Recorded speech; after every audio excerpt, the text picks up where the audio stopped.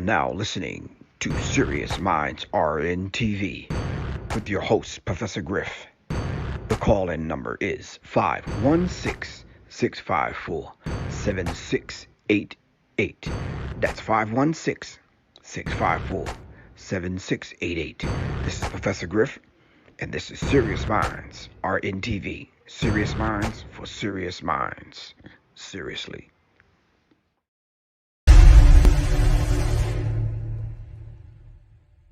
The Serious Minds Brain Tonic was created to sharpen the mind by protecting cells and increasing neurotransmitters associated with learning and memory.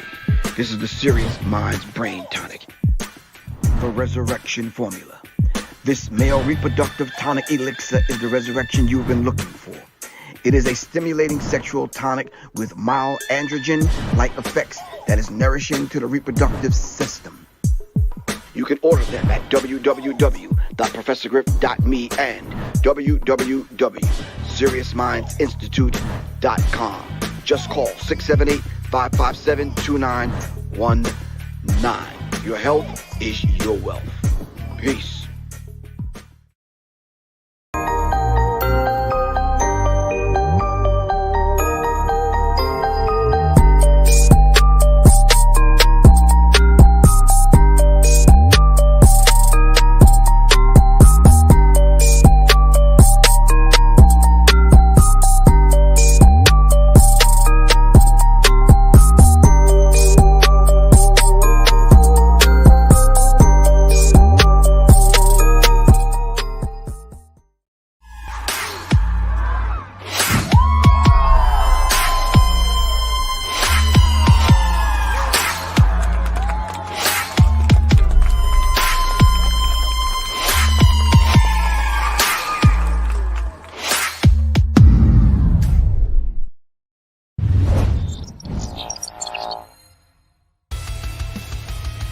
Welcome to Tricknology, where we focus in on safety, training, education, and legal protection.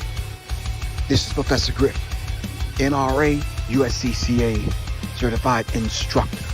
Classes are being held twice a month. Contact me at 678-557-2919. That's 678-557-2919.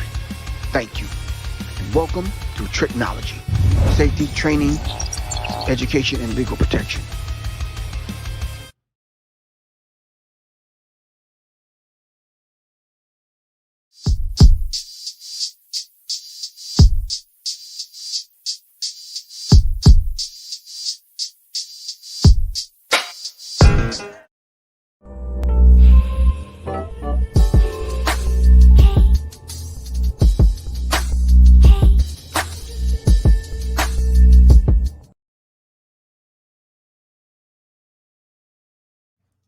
All right, greetings once again, fam. This is Professor Griff, and I'm black here on Serious Minds RNTV. And as always, on this Wednesday, we're going to be kind of dealing with survival. All right, in real time. My man Doc and, of course, my man LP coming up next in a few minutes. All right, in the meantime, between time, shout out to the Serious Minds family. Quan, what it do? What's good with you? You all right? Quan want us to know to please make sure you hit the like button, subscribe, share, and please do not forget to hit the bell. You can ring your mom, but who's that song? Anita Ward. So I think she was a 6th grade math teacher when she made that song. She might have to quit her job after that, but I don't think so. Anyway, make sure you hit the bell so you can receive notifications if they allow you to get them. All right. Quan, what's happening with you? All right. If you would like to advertise your event or your business on Serious Minds RNTV, please call 678-557-2919 or just text me 678-557-2919. All right, if you would like to support independent black media, you can donate by using your Cash App. All right, you can go to my website, www.professorgriff.me, or just hit the Cash App, $ Professor Griff. All right, I take Captain Crunch coupons, food stamps, let me see what else they got. The EBT cards, a few other things. All right. Anyway, I'd rather you donate from your heart instead of your head. in your pocket. All right.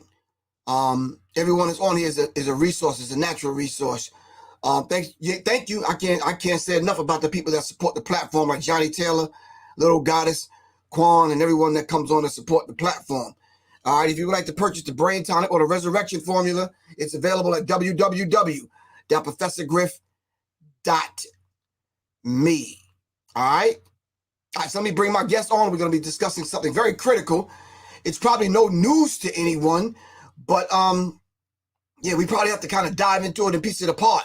These two gentlemen are joining me on an upcoming event hosted by myself, Professor Griff, and Mr. Dexter Doc Piggins, and from his company Still Standing, of course, Larry Penton. I don't know why we was calling him It Man or something. Anyway, he's a firefighter paramedic. After the first 48 seconds, it's a Zoom call meeting on December 12th, 7 p.m. Sign up right now, fam, as I bring my two guests on. Greetings, brothers. How y'all doing, man? Peace, Griff. Peace, Larry. Griff, let's see your hair, man. Did you get your cut done? We waiting on you, bro. I didn't there yet, bro. we waiting on you, bro. I know, right? Anyway, let the people know who y'all are and what we'll be doing on December 12th. Let them know what y'all do and what you bring it to the table. All right? No problem. Okay, well, anyway, my name is Dexter. Peggins, social media platform, go by the nickname of Doc. Basically, I have a company that's called Still Standing LLC. Basically, the mission of the company is to provide emergency medical training into folks in the community. Background military, former military, 23 years in the Army as combat medic, and also since then working in the area of emergency preparedness and response. All right. Yeah, and I'm Larry Penton. I'm the founder and CEO of Penton Pending Consulting Solutions, LLC. We are a company that helps startup companies, anybody that is an entrepreneur that wants to start a business. We do all the administrative stuff, start their websites, social media platforms, give them advice on HR payroll information, LLCs, and so on and so forth. We also are doing Stop the Bleed in coordination with Still Standing, our partner, Doc. I also am a certified Stop the Bleed instructor. We definitely are focusing on teaching people how to survive in real time with our upcoming event after the first 48 seconds, December 12th. We just want people to be educated on these active violent incidents, which is going to be formally known as active shooter / hostile events. And today, again, we never run out of material. Let's go ahead and dig into it, guys. Oh, okay. So over the last few days, I've been hearing about and had the had the painstaking task of trying to view it yet again. Anytime it comes to young people, children, young kids, teenagers, and that kind of thing, it just bothers me in a certain kind of way. Because I'm a parent, I'm somebody's father, somebody's grandfather. So when I saw this, I just said to myself, okay, have we learned the lessons? And tonight I want to dive into the mindset before, and then I want to dive into what is the mindset afterwards, because now it's almost like we almost just kind of wait till the next one to happen. Yeah. You understand what I'm saying? What do we need to do to prepare? Now, this Michigan school shooting that happened, I think killing now 4 people, injuring 6 to 8 people. There was some footage I saw where students was in a classroom, like, arming themselves with, I guess, pencils, screwdrivers. Where they said, look, I'm not going to be no sitting duck. I'm not just going to sit here. And that just lends to the fact that we need to start taking our security and our safety in our own hands. I'm not going to rely on anybody for mine. Right. You know what I'm saying? I know the school drills. I know all of that kind of stuff that happens, and They want you to pay attention to that and follow the rules. And no, in these kind of situations, people want to survive. Right. It's simple. So I want to dive into the mindset tonight. If y'all can help me out with that piece, all right? I started thinking about what is the mindset before? Are we sitting around waiting? Are we not preparing? Why didn't this school prepare? I'm not saying they didn't, but I'm saying, well, why couldn't this school have prepared? All right, so let me play a couple of clips and then we'll kind of dive into it, man. The community in mourning in Michigan after 3 more American teenagers lost their lives in a high school shooting. It all unfolded very quickly yesterday at Oxford High School, an hour north of Detroit. This makes no sense. Police rushed in after reports of what turned out to be a sophomore with a semi-automatic pistol. The shooter also wounded 8 people. Last night, a vigil was held at a local church with neighbors offering each other support and lighting candles for those who have been lost. This is at least the 28th school shooting in America this year. 28. Nancy Chen is in Oxford, Michigan, outside the school. Nancy, good morning to you. What can you tell us? Gail, good morning to you. Police say they do have the suspect in custody, but so far the 15-year-old is refusing to cooperate. Investigators have searched his home, and they also spent the night here at the high school looking for clues, but a motive is still unclear. School shooting at Oxford High School. The first 911 call was made at 12:51 p.m. local time. Over 100 more calls followed. Police officers were dispatched by 12:52 p.m. and in the next 2 to 3 minutes, they had the suspect in custody, a 15-year-old sophomore armed with a semi-automatic gun, firing at least 12 rounds. It was loaded at the time and still contained 7 rounds of ammunition. When they took it from him, that, again, I believe, interrupted what potentially could have been 7 more victims. But before police cleared sheltering students and staff, video from the school showed students inside classrooms during those terrifying minutes. In one video, students can be seen talking to someone on the other side of a locked door who appears to want to enter. Sheriff's office. It's safe to come out. Yeah, he said it's safe to come out. Now, we're not willing to take that risk right now. I can't hear you. We're not taking that risk right now. Okay, well, come to the door. Look at my hand, bro. No. Yeah, bro. He said bro. He said bro. Red flags. Suspicious of the person on the other side, the students run out of the classroom. Go. To safety. Slow down, you're fine. Slow down. I want you to drop backpacks. You're okay. We're okay. Police do not yet know the shooter's motive. I have seen him around the school, and he's a kid. You know, he's just a regular kid that goes to school. Trayshawn Bryant, a senior, said the suspect had been bullied, and he stayed home from school after hearing threats about a possible shooting. The Oakland County Sheriff's Office says if there were earlier warning signs, they were never notified. 3 students were killed Tuesday, including Tate Meir, a 16-year-old student athlete who died on the way to the hospital. We're not going to see him in the hallways anymore. We're not going to see him in class. We're not going to hear his laugh anymore. Cassidy O'Neill is a junior at Oxford High School. She barricaded inside a locked room with her boyfriend and schoolmates. When we heard the shots, it was just kind of I didn't understand that they were gunshots. This is something you see in movies. This doesn't happen at Oxford. This doesn't happen at my school. And the sheriff's office says the suspect's father purchased the gun that was used just last Friday. Of the 8 surviving victims, 3 are in critical condition this morning. Local law enforcement and the FBI are now sifting through surveillance video and social media for clues on what happened here. All right. All right, gentlemen, I have a few questions just from the rip. One is the questions from one of the things I had in mind to ask is on the screen. Donna C beat me to the punch. He says, as soon as he said, bro, that's a red flag. So that's the way they communicate at that particular school. The other thing is why when the brother said he heard about a mass shooting in a predominantly white school, he stayed his ass home. He said, all y'all got to do is mention it. I'm staying home. So he stayed home. Okay.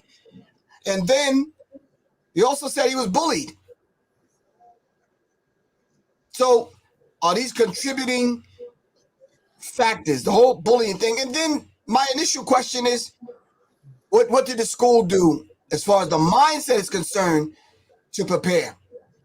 Help me out, man. I'll go ahead and start if you don't mind. Don't mind. Yeah, go ahead there, Larry. You know, all the news reports that I saw today, there was a meeting that day of the shooting. That morning, about 10 o'clock, I believe they said. The parents were there of the young man that's allegedly accused of shooting these 4 people or these 11 people.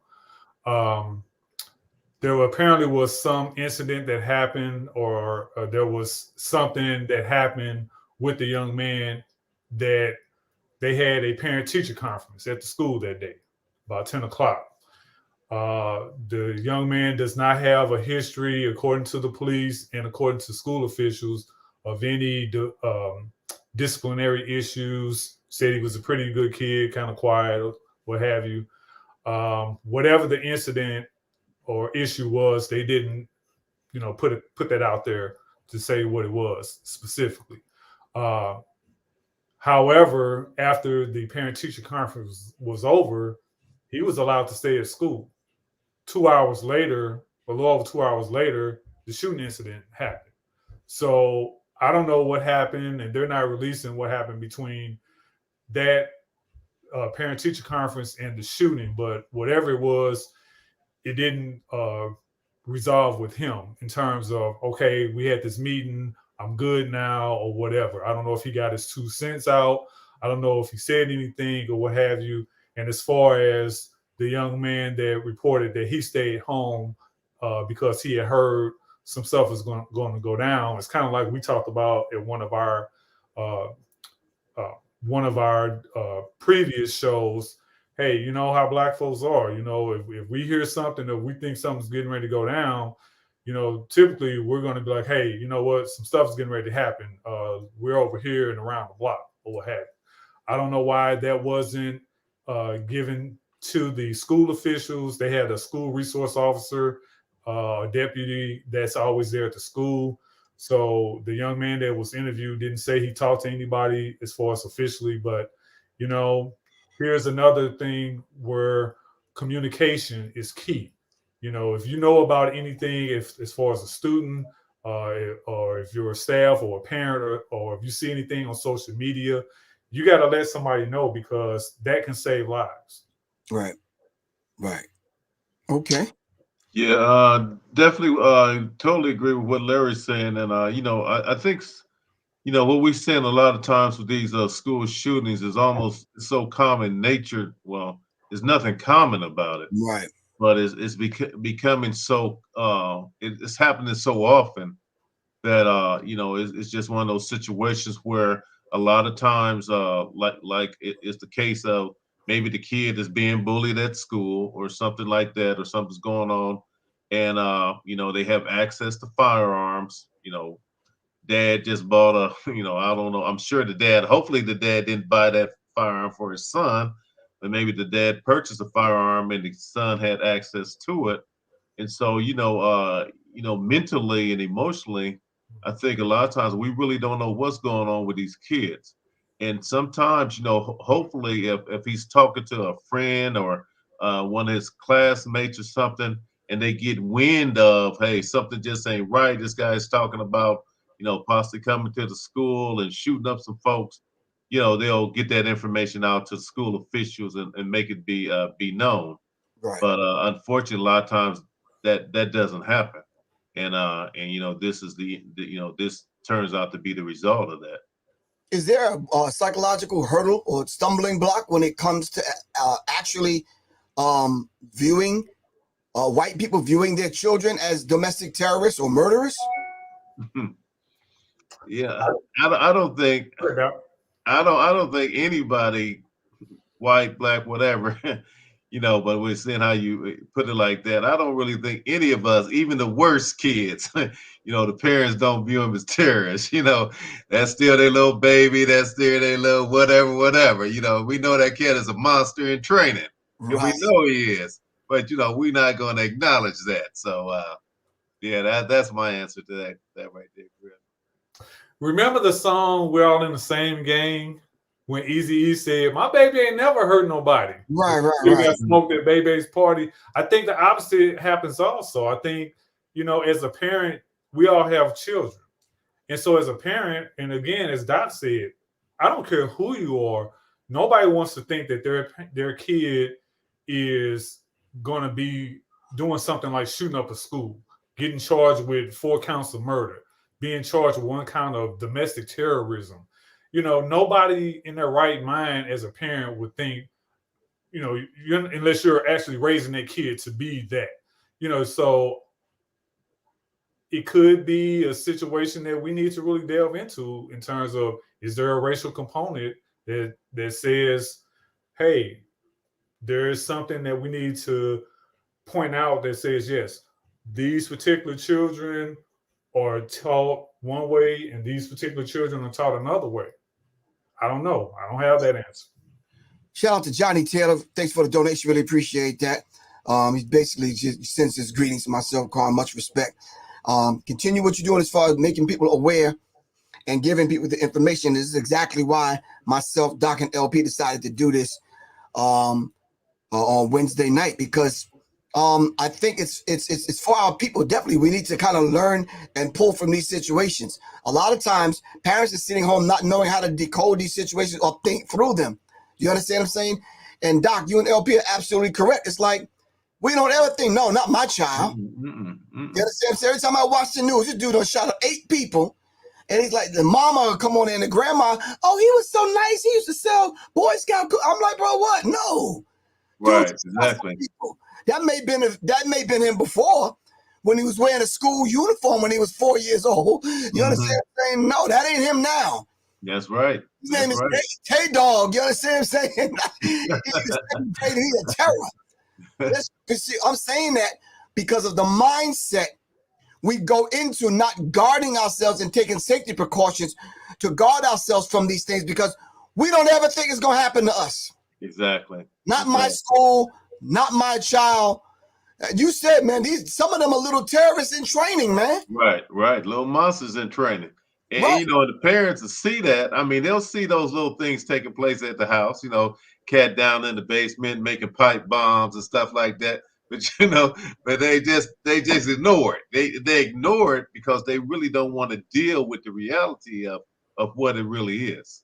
Right, but you know something? When you go downstairs and his dude done disfigured the damn cat and disassembled his damn body and decapitated the little kitten, you know something wrong with little Johnny. Oh yeah, for sure. Johnny tell you was on my mind, not Johnny. Okay, let's call him something else. But anyway, y'all know what I'm talking about. Yes. Oh yeah. Mental health is the world's oldest continuous pandemic. Plain and simple. I said it before, I'll say it again, and I'll say it till I can't take any more breaths. Mental health is the world's oldest continuous pandemic. Right.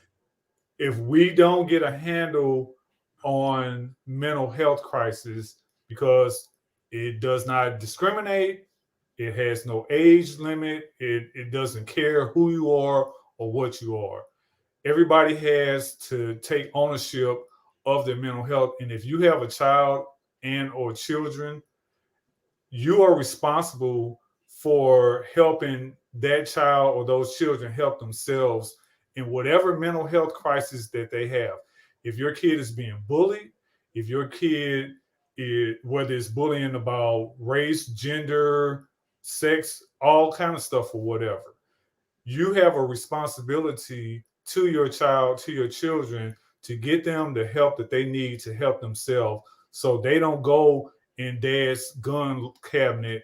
They don't go on the street and buy one from Johnny or Boo Boo the fool who's selling guns out of his trunk or what have you, or going to another state and getting them from somebody, because it's easier to get them in this state than the state that they live in.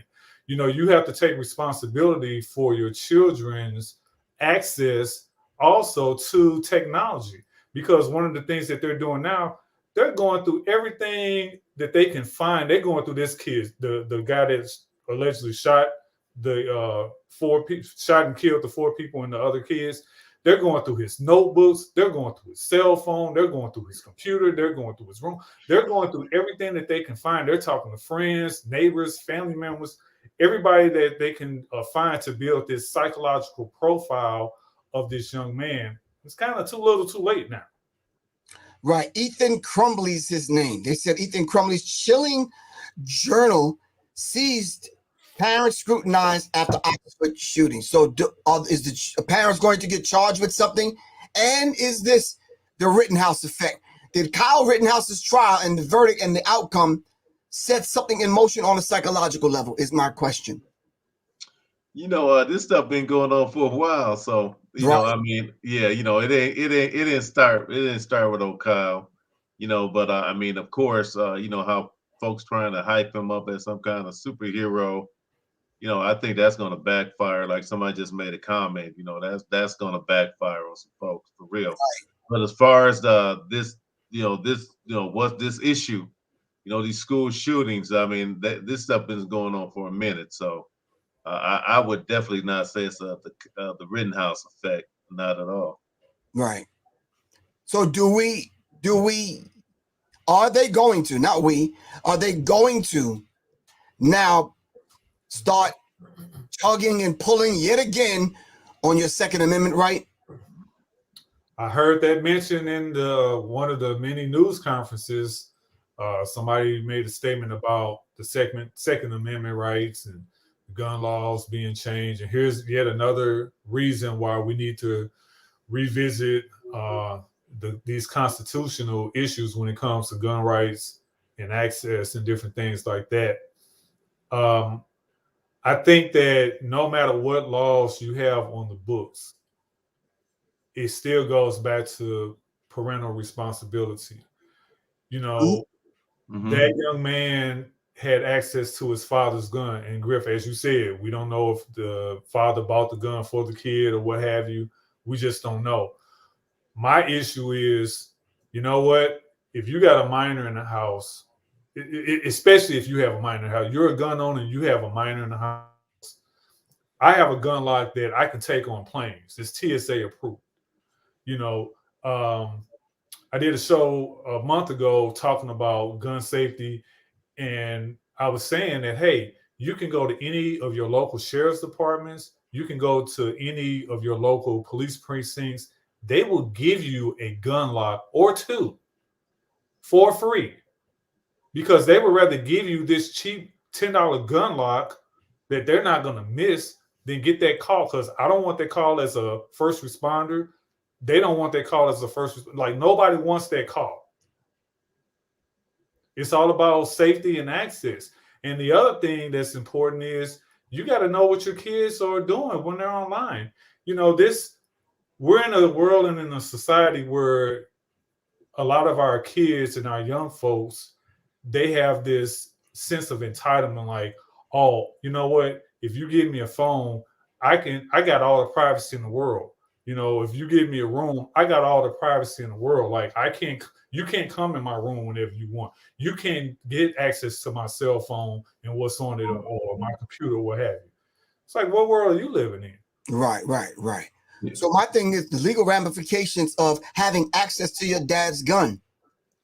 I'm a dad. There's young adults that live here. I'm responsible for my firearms, right or wrong. Right. That's right. Oh yeah. Yeah, I definitely there's an issue with folks not securing their stuff. I think in a situation like this where you have a young, a case like this, I think there has to be some kind of responsibility placed on those parents. As far as some type of, I would say there's some type of liability associated with that. I mean, if you have you got these firearms in your house. You got your kid and got hold to something, and he done went up to the school and shot folks up. You have a role to play in that, because being a firearms owner, there's a responsibility of safeguarding those firearms. Meaning, lock them up, secure them, make them hard for somebody, just your kid or whoever, just to be able to go get the gun and go to school the next day and shoot everybody up. So there's a liability associated with that. And I think that liability falls on the owner of that firearm. And if that's that parent, hey, you're going to be held some type of responsibility to that. But as far as tightening up the gun laws, Griff, like you mentioned a few minutes ago, no, I mean, and to me, that'd be like, okay, a guy go out there and get in a car accident and he done killed some folks in his car. Now that we make it hard for people to get driver's license, the gun thing is the same thing as far as where I look at it. It's just another mechanism or means, So that's not the solution. Not the solution is to make it harder because folks going to get hold to firearms anyway. I mean, Right. I had my first pistol, I think, when I was 13 years old. No Did you gun say law. the same thing, Griff? That's an overreaction. That's a knee-jerk reaction. Right. Need to hold people responsible for safeguarding their stuff like they're supposed to. Hold them parents responsible for not letting these little psychopaths in training get away with stuff at the house. You need to, pay attention to your kid. Pay attention. Be a parent. Pay attention to the kid. If they're showing signs of some type of emotional distress or something, sit down, talk to them, try to figure out what's going on with them. Because there's always more than one solution. But yeah. Anyway. One night I had a very difficult time falling asleep. I don't know what was going on. Maybe it was Mercury in retrograde or something. I don't know. Right. And there's this program that came on and said kids that kill. I just said, okay, I'll check it out. And to some degree, I was shocked, man. All these kids that kill their parents. Yeah, they do. Yeah, a lot of them have. Huh? Yeah, there's a lot of kids that pop the cap in their parents' head, I got to keep my eye on you, Doc. You gangster, man. But I'm saying, I was just kind of taken aback. I'm like, damn. But anyway, it says Michigan prosecutor says U.S. is desensitized to school shootings. Is that true in your eyes? Absolutely. I had a conversation with my wife and my stepdaughter because we're in Charlotte, and they've had a few incidents of people making threats. And so a couple of weeks ago, there was a bomb threat. And so it was the day before the incident was supposed to happen. So the day of the supposed incident, we allow her to stay home from school because we didn't know what was going to happen or what have you. And of course, they had the bomb squad and police there at the school pretty much all day, and the bomb sniffing dogs and all that stuff or what have you. And they've been having a number of incidents with firearms, no active shooter situations or anything like that. But there was an incident the other day at one of the schools here in Charlotte where some students got into a fight and a gun was found. And this is inside the school or what have you. And so, and there was a fight, I think earlier today at another high school, and they did, no weapon was found or anything like that, but they did what's called a modified lockdown of the school. And so, when we talk about these things, and I asked my daughter, I said, are they doing any active training at your school? And she was like, no. And I said, why? And she said, because they don't want somebody who might actually do the shooting to kind of know what the policies are, what the training is or what have. They don't want them to be shooter wise. And I was like, well, damn. So you don't think video games is already doing that? Television shows, movies? Absolutely, yeah. Oh yeah. Especially video games. Yeah. I think a lot of folks are desensitized, especially these kids, they play that Call of Duty all day long, all them different games, and and that actually helps to desensitize folks because then they look at it as a game. Matter of fact, that was something they did in the military years ago. I don't know if they still do it, but that's one of the training techniques that was incorporated in the military to almost desensitize a person to the point if they had to pull a trigger, they could. Maybe just something they was trying out, just to see, I ain't gonna say put that killer instinct in you or that shooter instinct, but if you look at a person more like a a game or something you done seen on Call of Duty where you just all this blood, horror, whatever, it may make it a whole lot easier for somebody to shoot you, you know, as far as these young kids and stuff. Right. So when we talk about the whole idea of being desensitized, I think it happens on both sides. Oh, yeah. Doing the shooting is desensitized. The society is desensitized because we're just waiting for it to happen again, and we're reactionaries. And we always just want to react. You understand what I'm saying? Instead of being proactive to help kind of, you know, defend ourselves and be prepared for these kind of things. So let me just ask a question, and trust me, I'm not playing devil's advocate. Take the gun that his dad purchased and didn't lock up and didn't secure out of the question, out of the equation. How would he have gotten out of him his frustration on being bullied and whatever? So I think, you know, well, I don't think, well, I'll put it like this.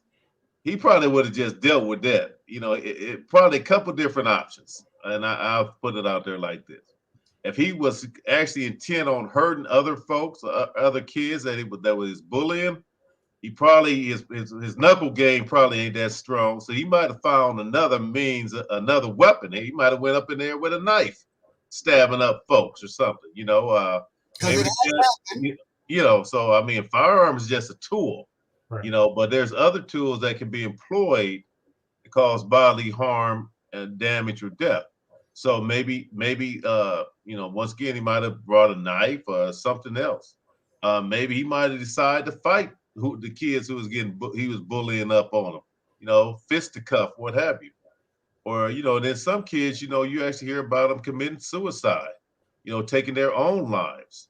So I think it would kind of like deal with the level of emotional trauma or emotional instability or mental instability that kid was at that point.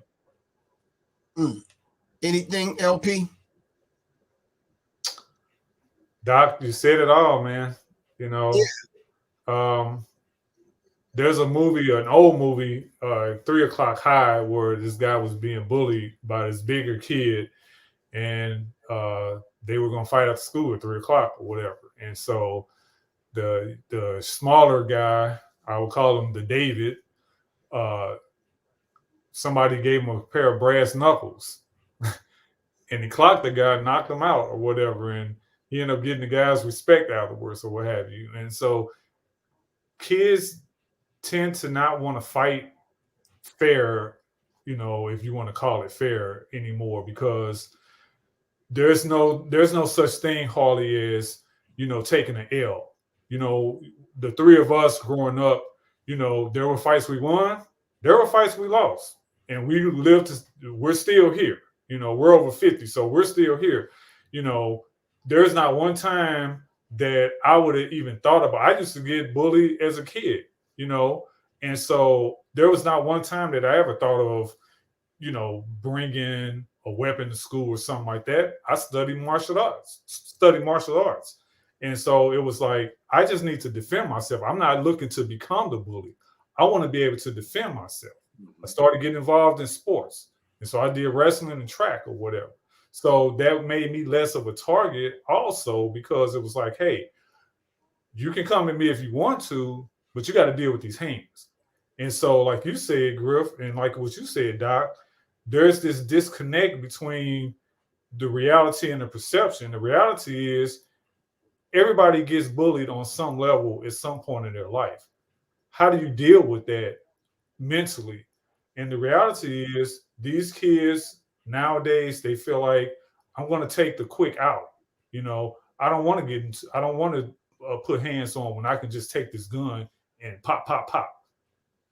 Yeah, but Young God 71 over here on IG says, do bullying justify the murder spree of the whole damn school? If if Timmy is bullying Griff, why can't I just deal with him? You understand what I'm saying? Mm-hmm. Why I gotta shoot up the whole damn school? I think that's where the mental health crisis comes into play, because you know, some people feel like, you know what, if I'm going out, I'm going all the way out. I'm going out in the blaze of glory. I know my name is going to be all in the paper. I'm going to be all in the news. You know, it's this notoriety thing. It's this clout chasing. It's this want to go viral. We're in the viral age, you know.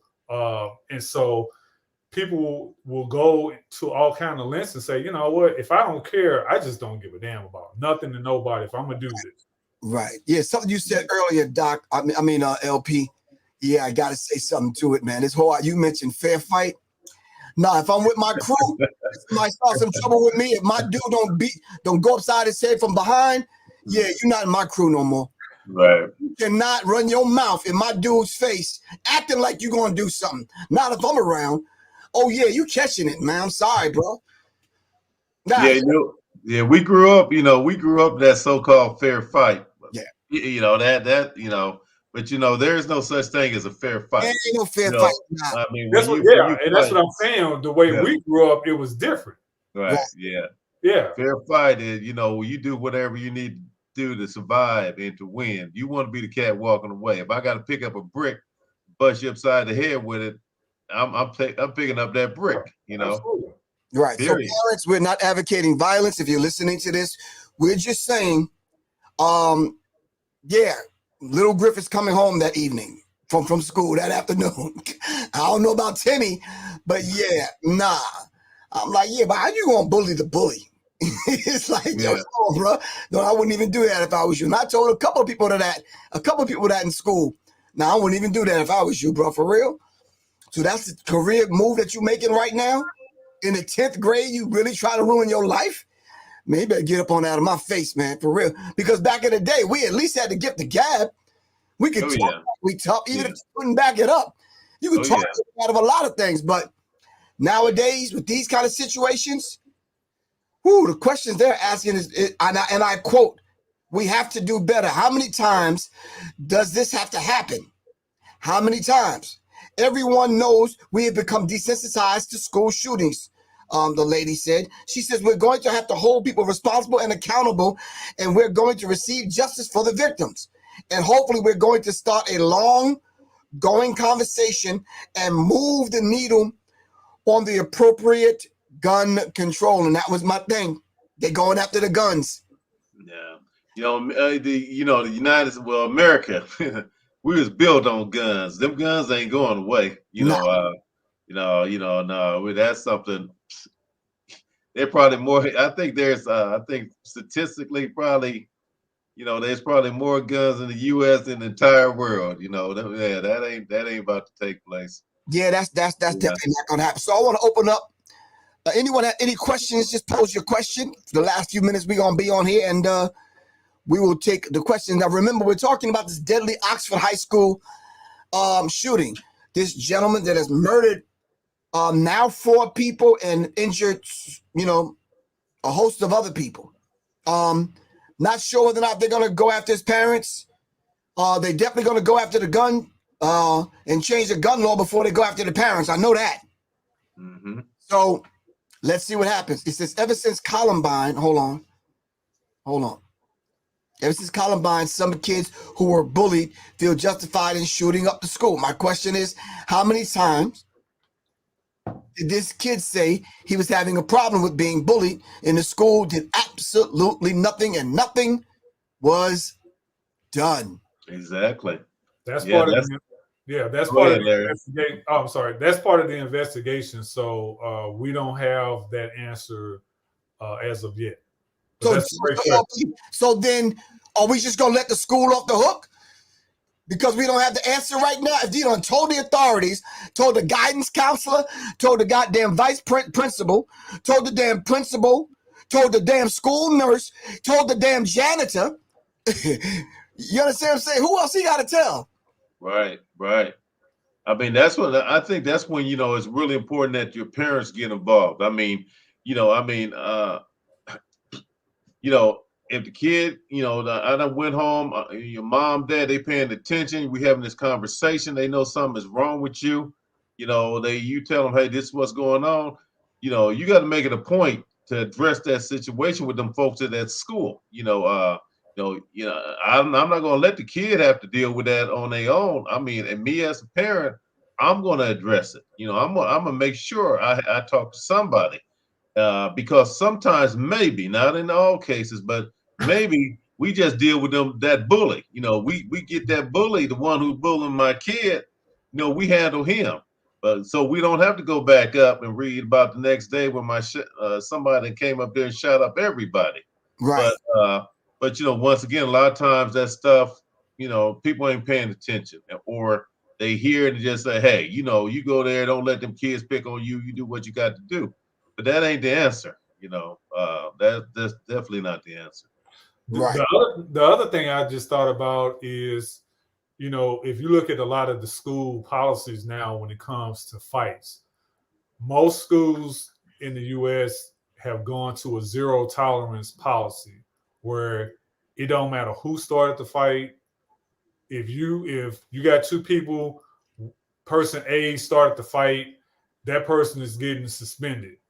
If person B fights back, even in just defending themselves, that person is going to face the same discipline because they got a zero tolerance policy. And so a lot of these schools going to that policy, these kids, a lot of times they feel like, well, man, so I just sit there and get my ass beat compared to staying in school or something like, because now what they'll do is they'll do an in-school suspension. So the kid's not at home, but it's still a suspension on the record or what have you. So I think with that increases the anxiety with these kids. It's like, I'm not going to just sit here and take a L. I mean, I might take an L, but I'm not going to let myself get punched or hit or bullied and don't do anything in retaliation because I'm afraid that I might get suspended. I'm not saying it's right. I'm just making an observation. Yeah, someone says the hamster wheel designs and policies. And I'm going to tell you straight up, man. I didn't even know. You said something that was critical that tickled me inside. I said, so school suspensions go on your record? Absolutely. Oh, no wonder I didn't get that damn job, man. I'm like, if they had instituted that policy in the school I went to, oh, it'd have been on and popping. If I know I'm going to get in trouble anyway and suffer the same thing if I defend myself, oh, no, forget that, man. I'm bullying the bully. I'm be honest with you. But thanks to Simply Latoya 1000. Thank you, Queen. Really appreciate that. And so the question on the board is, does Michigan law allow for teachers to carry guns in school like they do in Texas? I don't believe so. I'm not familiar, so I don't know. I can't answer that. Yeah, I don't think so. But I would say this, even some of the places, just in regards to that particular question, just because if you're a teacher carrying a gun, you want to make sure that teacher is trained to use that gun properly too, because if they say, okay, well, this is going to be one of our responses to an active shooter, we allow our teachers to carry firearms in school. Definitely not everybody.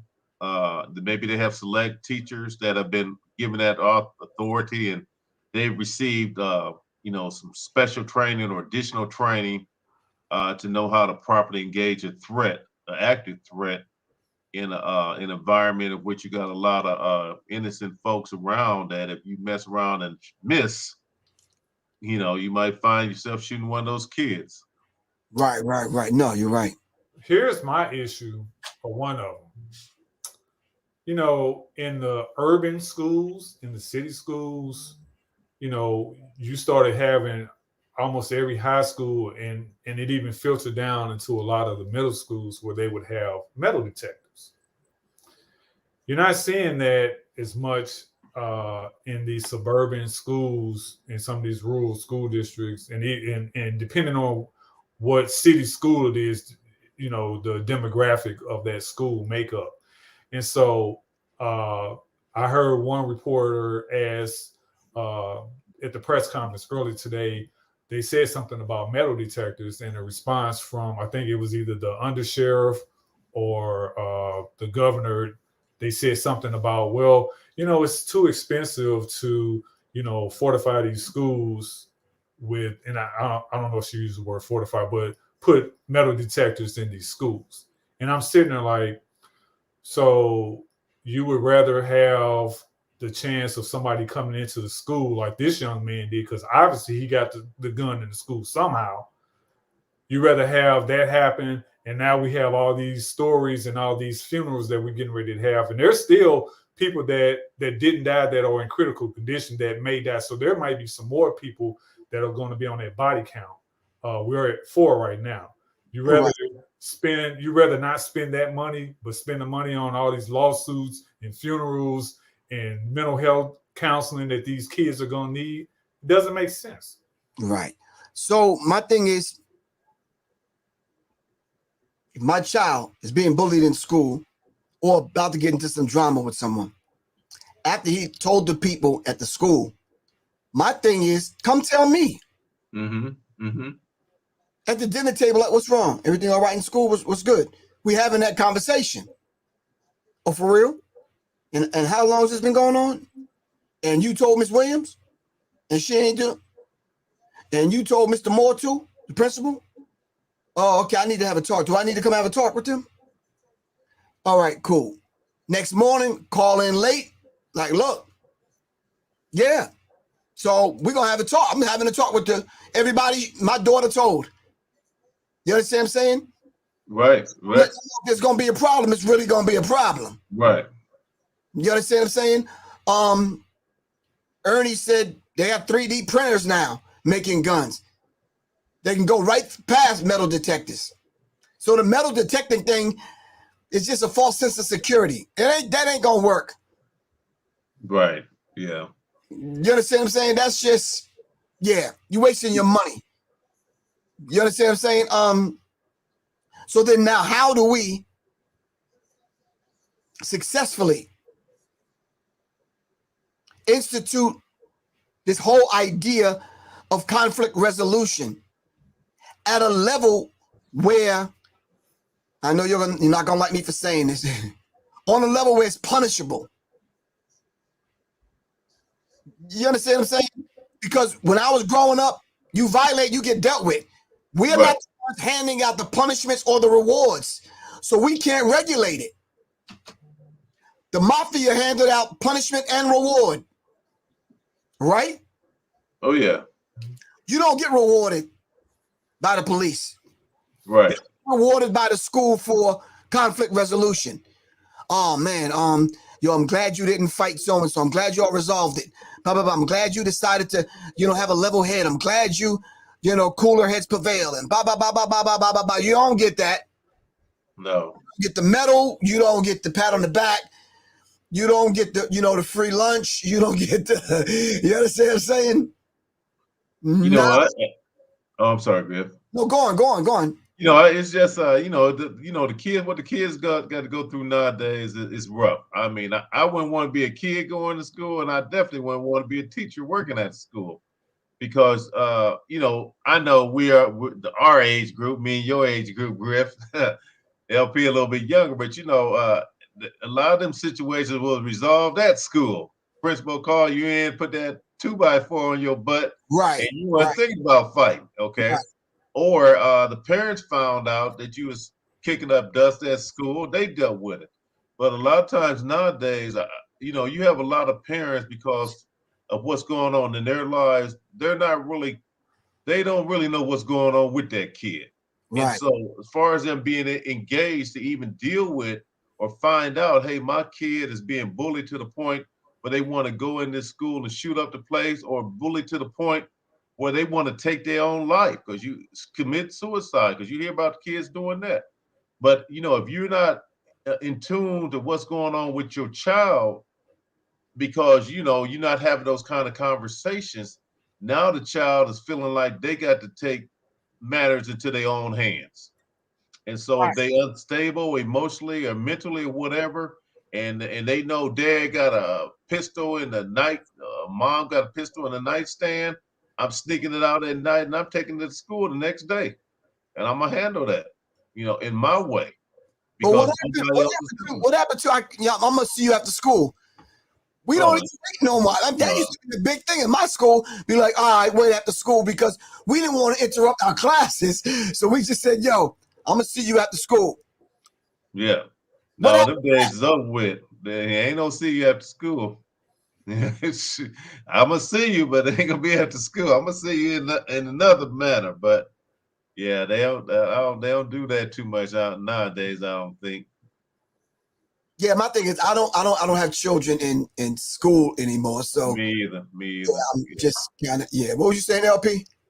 I think a lot of it goes back to what I was saying earlier, that these kids, they want an audience to see that even as wrong as it is, I'm fighting back.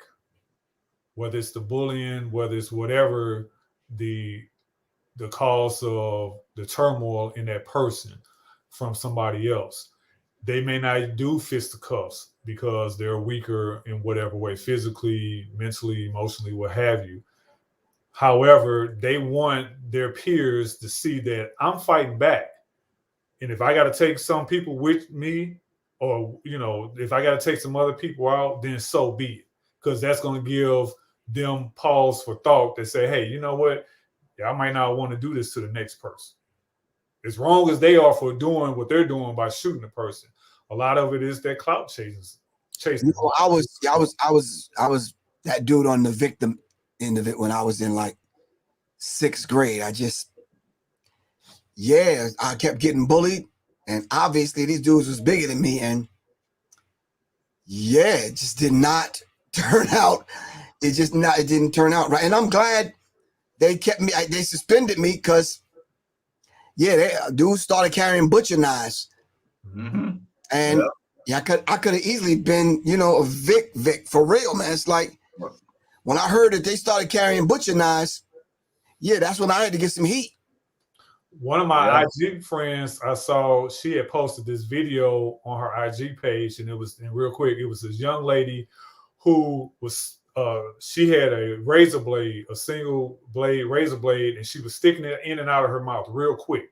Yeah, and, that's and my Facebook friend was saying when she was younger, because this is up in New York, she said she learned how to carry a razor blade in her mouth. She said she couldn't move it in and out of her mouth like this young lady was doing. Yeah, I was sitting there like, oh my God, I'm telling you, it was like she was just sticking her tongue out back and forth with this blade on there, and the blade wasn't moving. And I'm like, wow. So like you said, you can bring all kind of weapons into school, even something like that, so and the other thing about the teachers carrying weapons, I mean, you got teachers that they don't even know how to stop the bleed, like what we're talking about. They don't even have stop the bleed kits in the schools and all this stuff or whatever. So you're talking about them carrying a gun and not.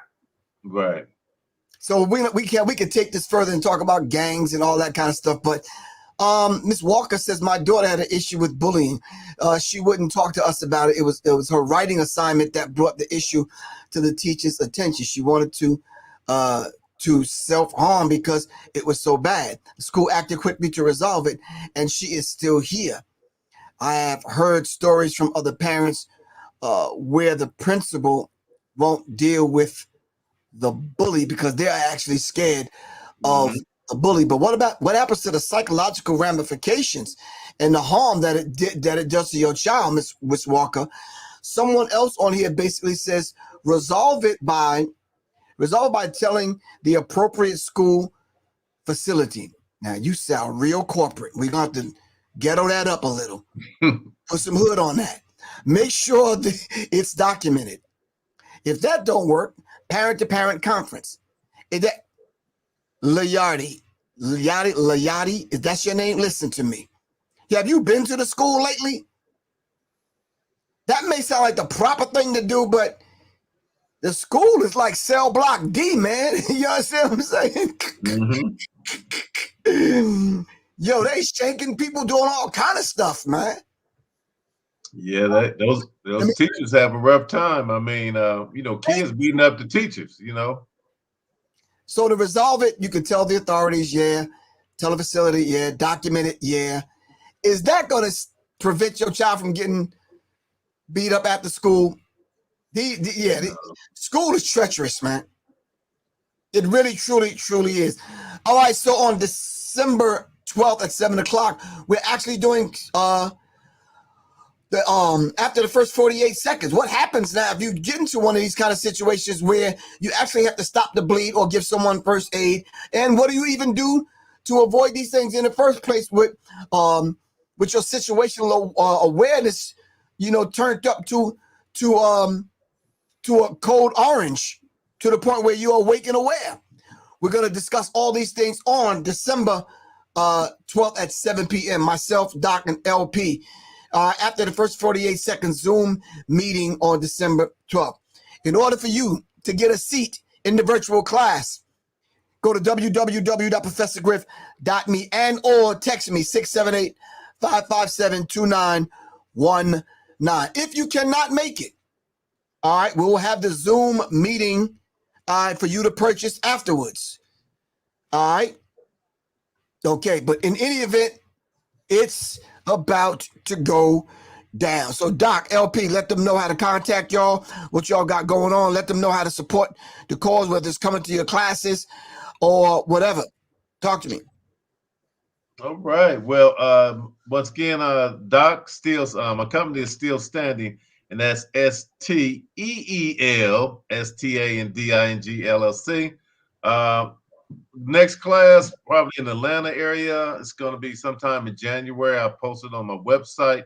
But anyway, you can follow me on Instagram at Steel, STEEL .standing, STANDING. Get some visuals on some of the training stuff we're doing, what have you. Also got some products, emergency preparedness, training manuals, and some other things on my website. Which is www.stillstandingllc.com. Medical kits and some good stuff that I'll say make some good Christmas, holiday stocking stuff. Holiday stocking stuff. Yeah. Yeah. Let's see Doc trying to be politically correct, culturally correct. Yeah. Boy, you better get that Chrome money. Okay. So LP, talk to us, man. You can reach me at www.pentonpending.com. That's P as in Paul, E-N as in Nancy, T as in Tom, O-N, pending, PENDING.com. All of my social media links are on the website. Contact numbers on there. Email addresses on there also.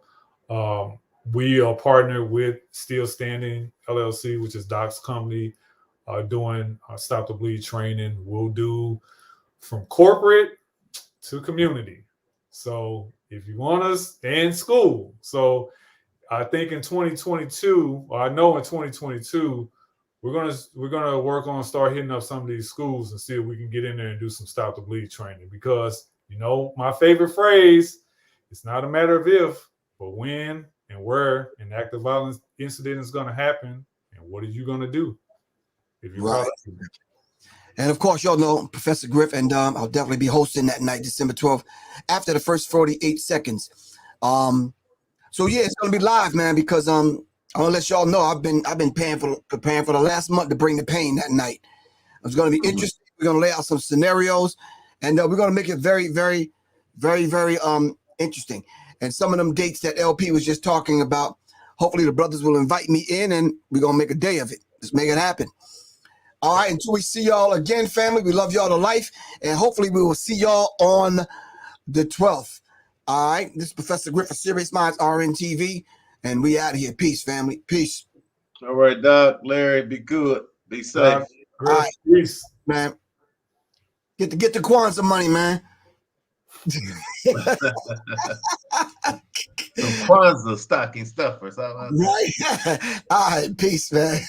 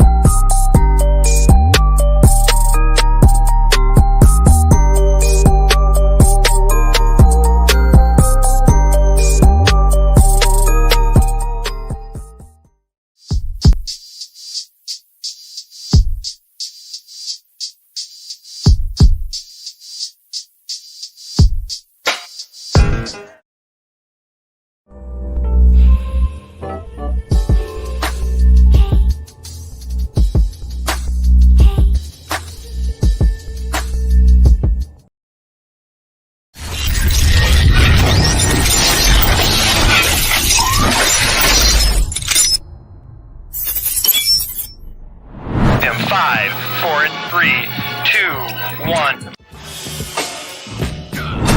In today's climate, being safe is priority number one. With crime on the rise, we're all left with this magical question. How can I be safe and protect my family? Well, Professor Griff is offering a course that's similar to laser tag, but it's for adults. This safe and firearm-free course will train you in real-life scenarios so that you can avoid being a victim. This course is growing in popularity as a date night out. Add fun and excitement back into your love life, and the reviews are incredible. For more information, call this number below.